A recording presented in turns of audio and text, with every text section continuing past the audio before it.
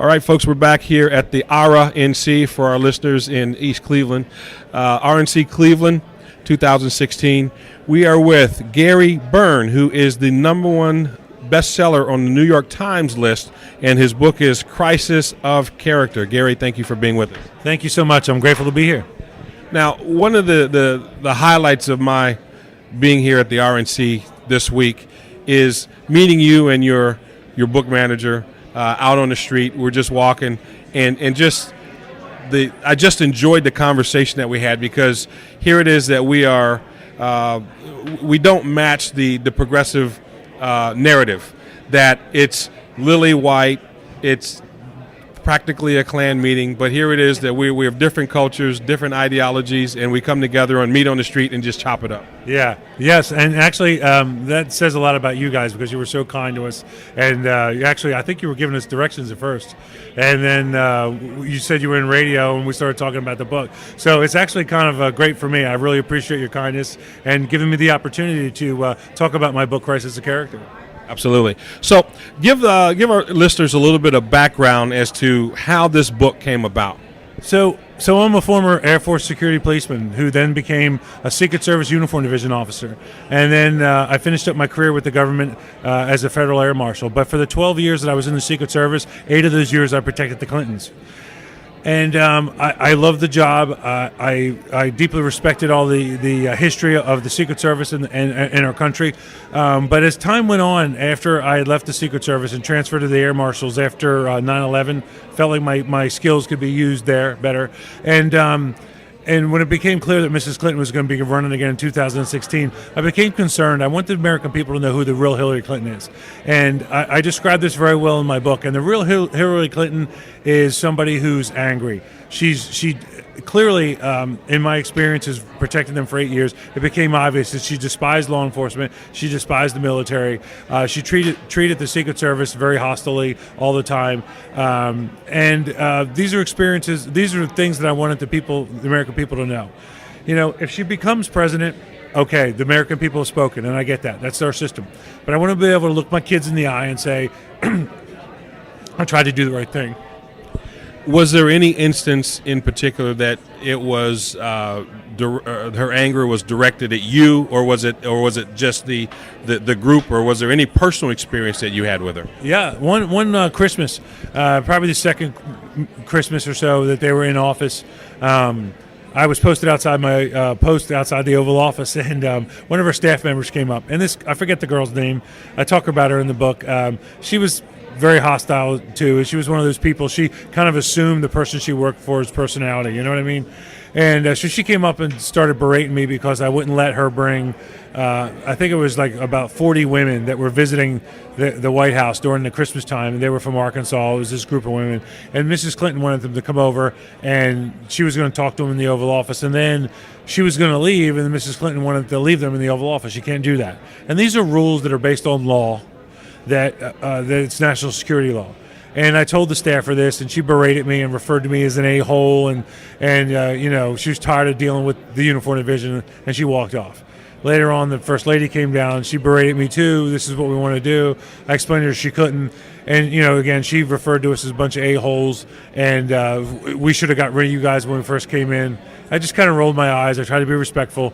And then I found a compromise, which was to put these women, once she was done talking to them, put them across the hallway in the Roosevelt room, and so that was the compromise.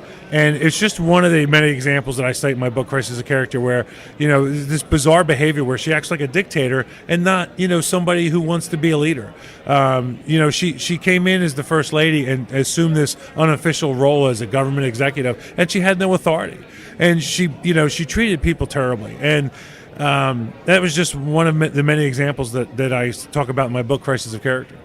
So you mean to tell me that Hillary Rodham Clinton has a potty mouth? Yeah, she does. And you know what? That doesn't bother me. You know what? I call it the salty Navy language, and we all use it. But if you say, man, it's a effing hot day out there, that's fine. But if you, in another case where one of my coworkers was walking down the West Colonnade, and he said good morning to her, and she told him to go F himself.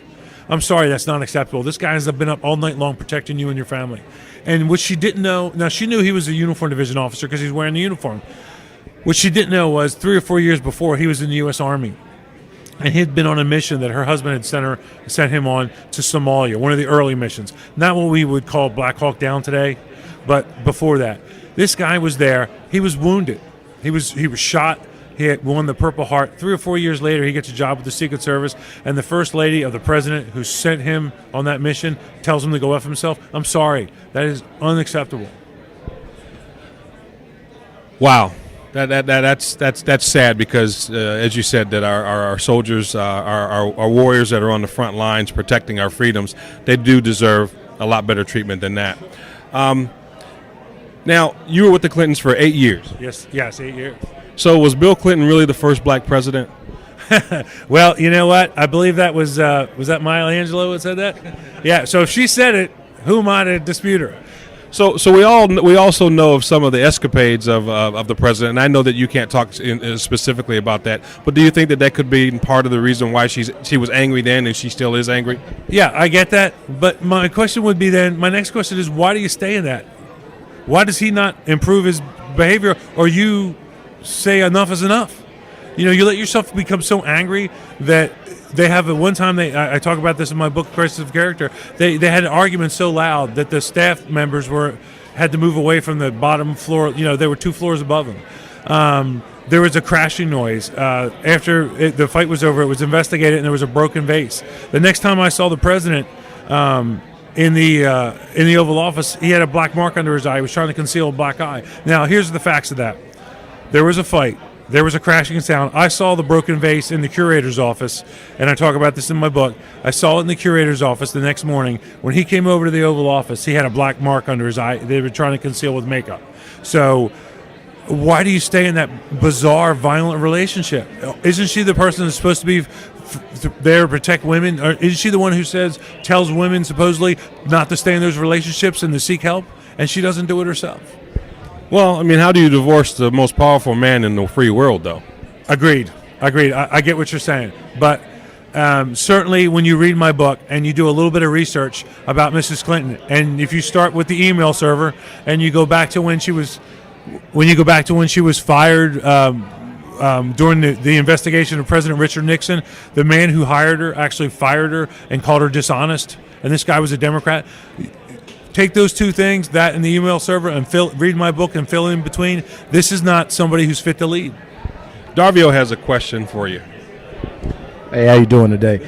Now, it's been, we've heard media reports and other books as well that talk about Hillary's short temper.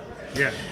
Is that something that you? I know we've seen that she can be very rude and obnoxious, but is she someone that had a short temper? Is she someone that you never really knew which way she was going to come to you on any given day? That's an excellent description of her behavior, and it's the way it's the truth what you just said, and it's like you read my book because that's exactly how I lay it out. You didn't know.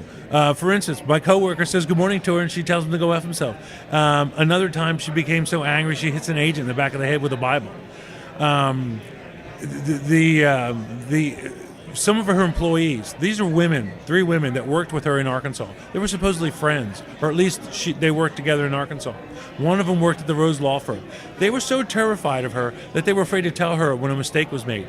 I heard them talking one day. I had to get some information from them about a tour, and they looked very concerned. They were distraught, and I said, "Oh my God, is something wrong?" And they were like, "No."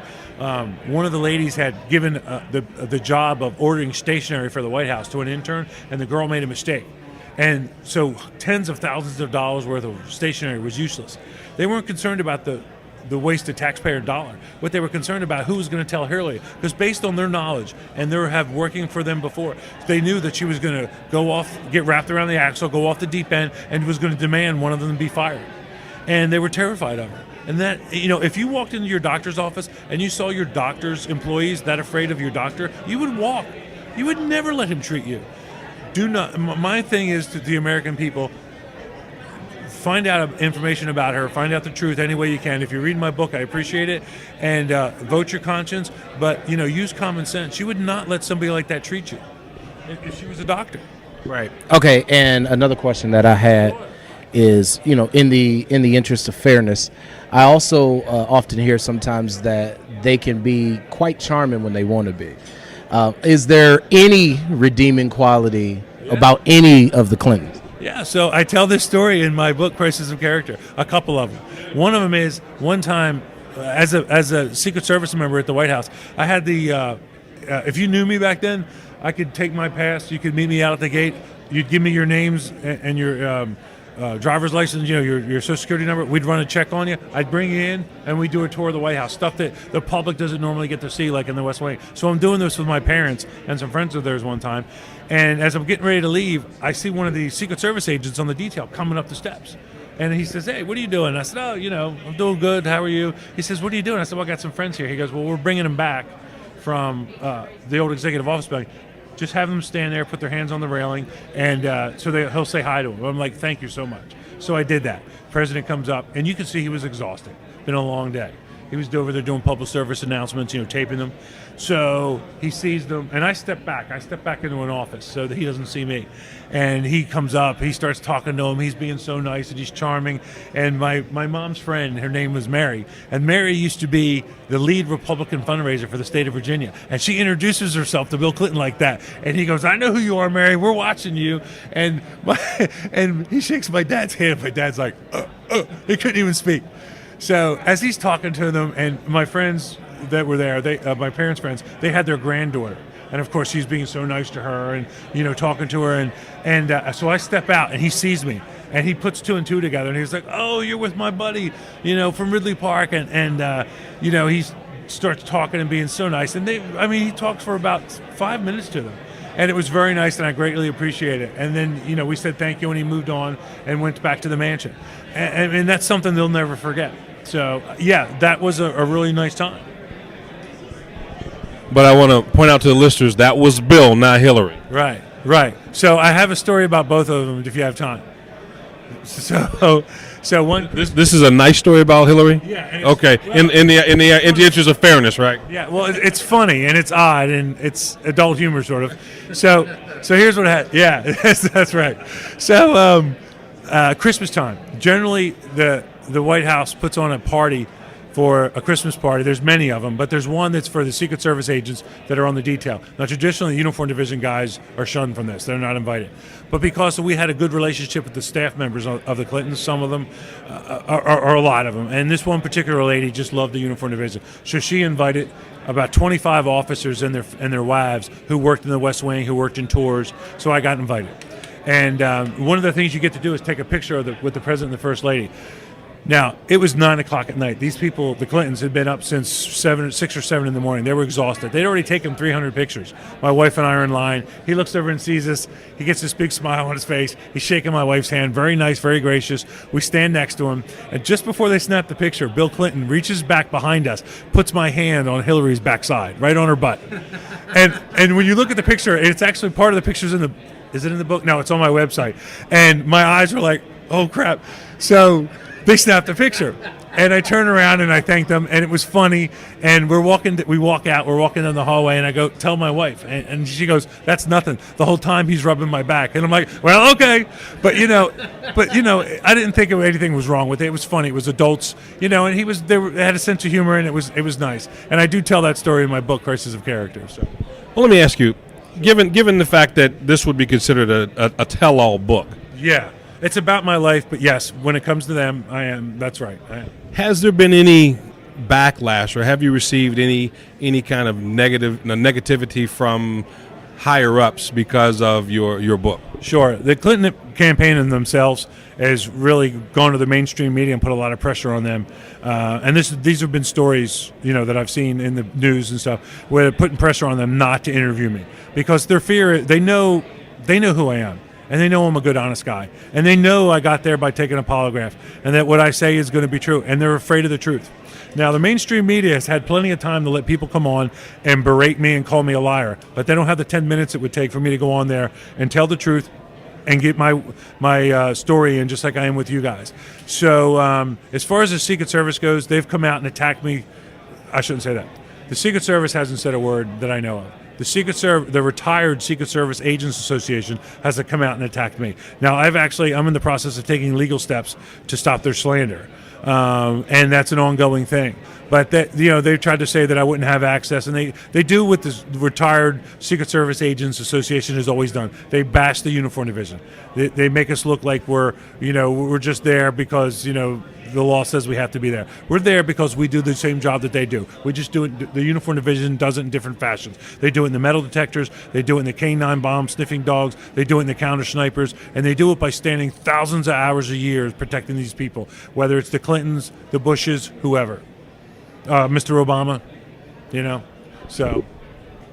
So how can our listeners get your book and read your book and do the research? Because again, I'm an economics professor, and Darvio and I, we go back and forth. We have arguments about subjective and objectivity all the time. When people read this book, we understand that these are accounts or recollections that you have. Right. The question becomes, how do you prove it? Right. Because a lot of times, people can always say what's something that is subjective, and how would you know whether or not something is made up or not? Right. So how do you address that type of an argument? So here's how I got where I am today. I took a polygraph test to my honesty. I was a member of the U.S. Air Force, where I was a security policeman, where I passed a background check that allowed me to secure nuclear weapons. And then I go into the Secret Service. I take the polygraph, like as I mentioned before. So here's a lot of the information in my book is actually sworn testimony. My unfortunate claim to fame is that I'm the first Secret Service employee to ever be compelled to testify against the sitting president in a criminal case, and that was the Monica Lewinsky case. I was subpoenaed 6 times by Judge Starr and eventually ordered to testify by Supreme Court Justice Rehnquist. So I had 29 years with the federal government, and I ended up with this information, and I ended up with this happening because of President Bill Clinton's behavior. He could have come forward and been a man and said, yes, the accusations are true, and this is what happened. But he didn't. He did what they always do in all these scandals. They lie, they blame other people, and then when there was clear DNA evidence, bad analogy, I'm sorry, but but when there was DNA evidence, they had to come out and change their story. And then they tried to, his minions tried to attack my integrity. Listen, I get that some people might not want to believe this about their president and the woman that was first lady at the time, and the woman that wants a promotion after the email scandal to president of the United States. I get they might not want to believe it, but it is true. I swore that I would protect them, and I did the best I could. Now I'm coming forward, and I'm telling the American people what the truth was, the way they behave. She's not fit to serve. If you read what I have in my book, the truth that I put in my book, and that's 50% of what I experienced. I didn't put a lot of it in there because a lot of it reveals too much about the Secret Service procedures, and I'm in enough hot water there. And a lot of it impugns some people, damages them. That they're not really part of the conversation now. So why do that? But I wrote it in a way that tells the truth, exposes what needs to be exposed, that I'm comfortable with exposing. I know it's inflammatory, but it is the truth, and it's what I experienced. And one more thing. I was asked this before, and I'm going to bring this out now. If somebody said, would I take a polygraph? I'll take a polygraph as soon as Mrs. Clinton does.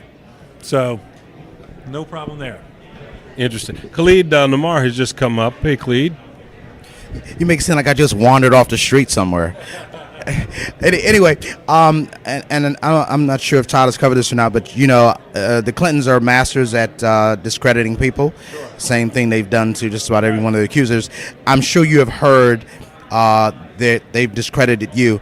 Real quickly, what can you say to people who may have heard some of their remarks about you, negative remarks? Right. So look at the Clintons' history and then look at mine.